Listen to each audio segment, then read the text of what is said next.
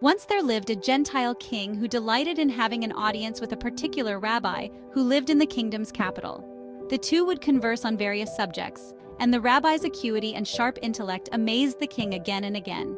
No one could compare in counsel and wisdom to the charming rabbi. The king had a fascination with outings to the country, and he would invite the rabbi so that they could discuss the kingdom's happenings. The rabbi had a way of always weaving into the conversation the idea of hashgacha pratit, divine providence, constantly seeking to connect the unfolding events with God, underlying presence and guiding hand. On one of these outings, the king decided to go hunting. Accompanied by the rabbi, his companion of choice, the king insisted that the rabbi also hunt together with him. Unfamiliar with the sport, the rabbi fumbled with the rifle, and a shot accidentally escaped from the weapon.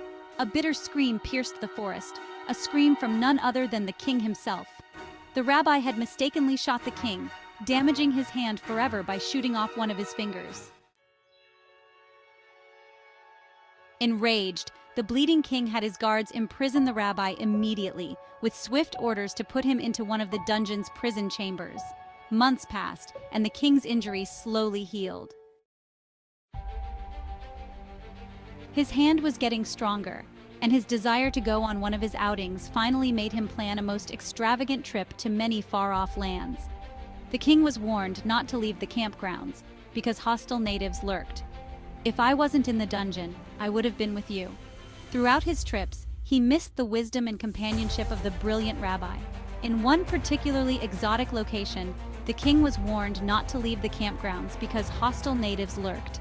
But the king's adventurous spirit was sparked by the idea of seeing the area as it was.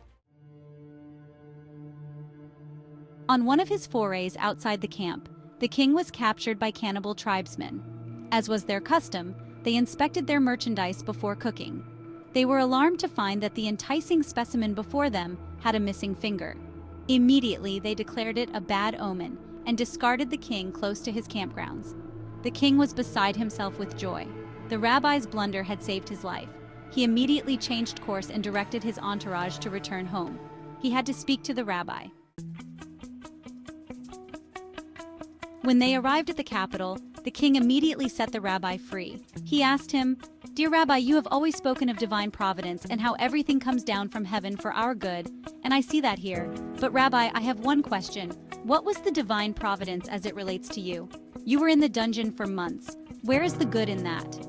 The rabbi smiled as he answered, "Your Majesty, if I wasn't in the dungeon, I would have been with you, and the cannibals would have eaten me, God forbid." "What lesson can we take from all this?" asked the king.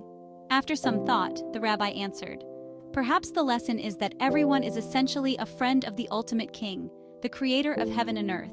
Since he is a true and good friend who wants the very best for us, we must have faith that all our experiences, even the seemingly negative ones, are really for the best."